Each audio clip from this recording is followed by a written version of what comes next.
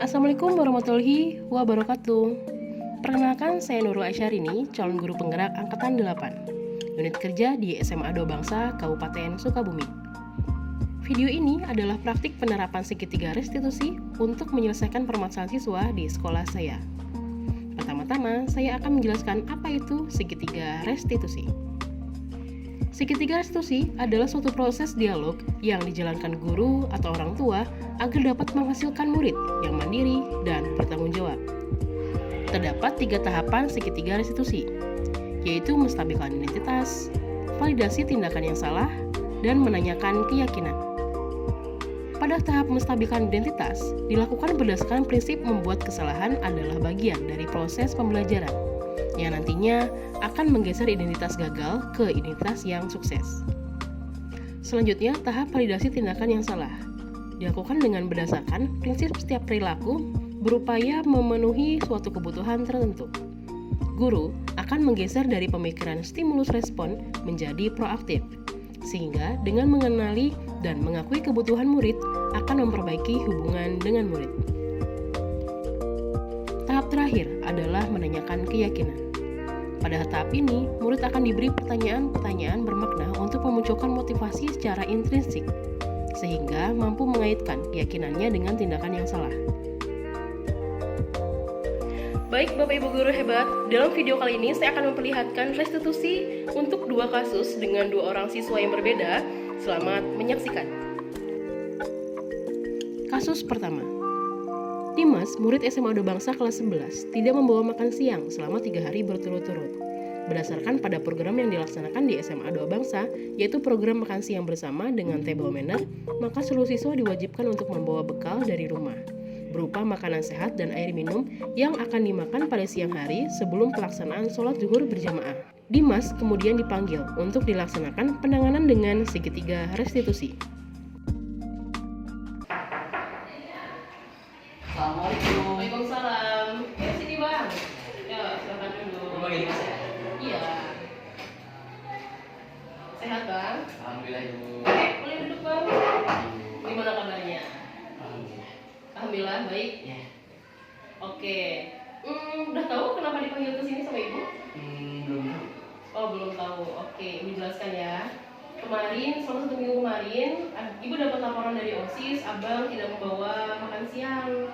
Padahal kan kita ada program makan siang bersama ya bang ya? Ya. Makan siang bersama untuk table manner gitu. Nah, 1 minggu kemarin dari Senin sampai Jumat, abang gak bawa.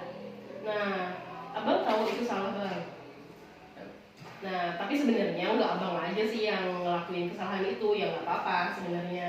Dan nggak semuanya harus perfect sih di sini tuh. Tapi ada hal yang mending kita makan siang lah, karena kan kita kerja sampai sore ya bang ya. Nanti kalau abang lapar gimana?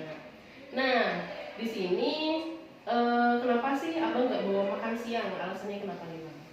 Ya Ibu, karena Dimas gak bawa makan siang itu gak sempat bikin juga kan, karena kan Mama tuh sebenarnya kalau pagi itu Miki makan, cuma kalau buat bekal itu kita bikin sendiri kayak kakak Dimas sama Dimas itu bikin sendiri. Jadi ya Dimas kan suka bangun telat gitu ya, kalau bisa bilang jam berapa ya? Jam 4 tuh Dimas baru bangun. Nah kan mandi tuh siap-siap nyampe motor lah, jadi ya gak sempat bikin makan buat makan siang nanti. Oh gitu. Oke, nggak apa-apa. Nah, untuk kesepakatan sekolah, abang tahu nggak ada kesepakatan sekolah? Ya, Nah, kesepakatan sekolah ini kan ada keyakinan sekolah juga nih. Keyakinan sekolah apa sih yang abang langgar? ya kalau bisa dilihat kan dari pelanggaran Dimas, keyakinan sekolah yang Dimas langgar gak ada makan siang. Oke. Nah, kalau dari kesepakatan yang udah dilanggar sama Bang Dimas nih, abang bersedia nggak buat memperbaiki kesalahan yang abang buat? Bersedia. Nah, dengan cara apa? Ya Dimas bisa nantinya Dimas akan membawa makan siang setiap hari. Jadi setiap hari dan Dimas akan mengusahakan untuk bangun lebih pagi untuk membuat makan. Nah, caranya gimana nih bang? Kan mau bawa makan siang nih, tapi kan ada caranya dong. Nah, gimana tuh bang? Ya mungkin Dimas bisa nanti kalau misal Dimas gak bawa makan siang, nanti Dimas bisa dengan cara lain, dengan cara beli di luar kan ada tuh kantin dan tadi dari nenek juga, terus ada juga dari Padang di atas, jadi ya Dimas bisa. Terus nanti juga kalau misal gak beli pun nanti Dimas bakalan bawa dari rumah dan mengusahakan untuk membuat makan siang sendiri dan membawa sekolah. Kalau misalnya beli, uang jajannya cukup nggak bang? Cukup aja sih. Cukup. Oke. Soalnya kan sekolah bawa motor. Oh Jadi gitu. ya aman. Aman ya. Oke siap. Nah di sini perasaan Bang Dimas nih setelah kita melakukan restitusi ini, gimana nih perasaan dari Bang Dimas? Kalau perasaan aku ya, aku kan jadi kayak ngerasa tuh, aku tuh tahu ternyata aku tuh melanggar peraturan dari SMA Bangsa, dan salahnya itu ya tadi melanggar makan siang, dan untuk itu aku juga bisa tahu gimana caranya agar aku bisa memperbaiki hal tersebut. Oke. Abang tau gak sih kalau misalnya nggak makan siang nanti lemas atau kayak gimana? Lemas nggak sih bang kalau nggak makan siang seminggu kemarin itu? Ya kadang-kadang sih lemes sih Bu, tapi kan karena ya Dimas ya karena kesalahan saya sendiri, jadinya ya enggak. Oh gitu. Ya, jadi, Tapi bisa. udah janji nih ya, udah Ya. nggak akan melakukan kesalahan yang sama nih. Oke, bisa bisa di apa? Ditagih nih ya janjinya nanti di minggu depan. Siap. Ready? Oke, terima kasih Bang Dimas. Ayo, hati ya. Ya. Kasus 2. Ramdan, murid SMA 2 Bangsa kelas 11, sudah 1 minggu tidak memakai alas kaki atau sepatu dalam di dalam kelas saat jam pelajaran berlangsung. Sepatu dalam merupakan alas kaki yang hanya boleh digunakan di dalam gedung sekolah dan ruang kelas di SMA 2 Bangsa. Dan penggunaan sepatu luar atau pantofel merupakan alas kaki yang bisa digunakan di luar gedung sekolah. Ramdan kemudian dipanggil untuk penanganan dengan segitiga restitusi. Oke, sekarang masuk. Oke bang, sini ayo. Ayo, silakan duduk. Habis belajar? Belum, masih Belum ada selesai. pelajaran. Masih ada satu pelajaran lagi. Oke. Tahu kenapa dipanggil sama ibu sini? Kalau dari analisis sih agak tahu, tapi sekarang nggak. Kenapa? Oh iya, oke. Ibu jelaskan. Ibu dapat laporan dari OSIS dan dari teman-teman termasuk juga ketua kelas bahwa abang itu jarang pakai sepatu dalam di kelas. Apalagi ada guru-guru yang bilang ada beberapa siswa yang tidak memakai sepatu dalam di kelas. Tapi tenang, nggak kamu aja sih sebenarnya, juga teman-teman kamu bakal dipanggil sama ibu nantinya. Tapi kan sepatu kelas itu, sepatu dalam kelas itu kan udah jadi peraturan kita ya, maksudnya udah jadi keyakinan kita gitu. Nah, abang tahu itu salah? Tahu? Oke. Nah, di sini kenapa abang nggak pakai sepatu dalam? Kenapa nggak dipakai? Sebenarnya sih kenapa gak dipakainya itu yang pertama tuh karena lupa dan hilang Bu, gak tahu gimana. Terakhir Ramdan simpan itu nggak kembali lagi ke loker, jadi setelah Ramdan pakai itu mungkin Ramdan lupa udah naruh lagi ke loker karena habis bukan kegiatan sih, habis dia di perpustakaan itu Ramdan udah langsung kayak pakai sepatu dalam terus keluar pulang gitu, bukan sepatu dipakai. Nah itu tuh kejadian itu lagi tuh Ramdan kayak langsung lolos aja Bu, pulang aja, Langsung pulang? ya jadi gak mentingin sepatu dulu. Oh, jadi sepatunya ditinggal di perpus terus lupa? Lupa. Oke. Udah tanya ke Pak Arya sebelumnya? Sebenarnya sih belum Bu, tapi masih ada niat atau rencana untuk mencari itu ke kalian nanti. Oke. Soalnya kan siapa tahu sama Pak Arya disimpan, karena kan yang mengamankan barang ketinggalan kan sama Pak Arya ya. Jadi tanya sama Pak Arya nantinya. Tahu nggak bang, kalau misalnya nggak pakai sepatu dalam itu dingin, terus nanti kakinya kotor, gimana tuh? Sebenarnya sih buat solusinya sih Ramdan bisa beli lagi sepatu baru, atau enggak Ramdan nunggu lelangan dari Pak Arya buat membeli sepatu yang lama, atau enggak mencari sepatu yang kehilangan Ramdan tadi. Oke.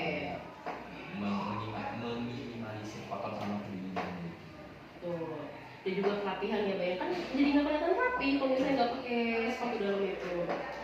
Abang tahu kesepakatan sekolah itu kayak gimana? Tahu. Kalau keyakinan sekolah yang udah dilanggar nih, kira-kira apa nih bang? Keyakinan sekolah yang dilanggar Ramdan itu nggak pakai sepatu dalam, dan Ramdan udah mencari sepatu dalamnya secara waktu singkat gitu, yang lupa, hilang, terus jadi cari itu salah. Nah itu tahu. Bersedia nggak nih memperbaiki kesalahannya? Bersedia banget. Oke. Kalau punya uang, kalau misalkan beli ya bukan mencari. Oke. Oke. Solusinya nih, kan tadi katanya mau membeli nih. Nah, selain itu ada lagi nggak solusi lain? Solusi lain sih paling ya, sesegera mungkin Ramadan buat misalkan kan di belakang ada gudang kurang minta izin dulu ke Pak Aryo untuk mencari sepatu, siapa tahu di situ ada. Oke, kan banyak ya sepatu-sepatu yang diamankan sama Pak Arya. Siapa tahu ada sepatu kamu di situ, ditandain nggak sepatunya? Ditandain. Berarti kamu tahu sepatu kamu nanti kayak apa gitu bentukannya. Oke, kalau kayak gitu. Rencana kamu memperbaikinya apalagi nih selain itu? Ada nggak? Kalau misalnya sampai itu tidak ada ya selain itu ya paling beli Oke. Kalau untuk membeli nanti pesennya ke Budi ya, soalnya nanti itu harus pihak operasi kan, jadi nanti pesennya ke Budi. Nah, sekarang perasaan Bang Ramdan setelah melakukan restitusi ini gimana? sedikit agak kaget soalnya kan udah beberapa lama karena juga gue nyari gitu tiba-tiba dapat panggilan dari guru kayak kaget tapi enggak juga udah mengeluarkan kayak dan gimana bisa disolusikan. Oke, kaget dan lega gitu ya. Oke, nggak apa-apa. Oke, Abang, terima kasih udah mau meluangkan waktunya. Nanti kita usahakan lagi ke depan biar menjaga kerapihan, sepatu dalamnya dicari. Nanti gue bantu komunikasi sama Pak Arya. Oke, oke, siap. Silakan kembali ke kelas. Terima kasih, Bang.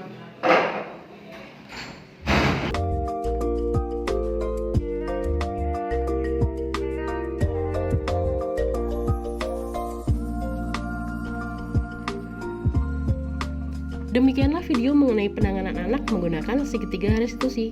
Terima kasih. Wassalamualaikum warahmatullahi wabarakatuh.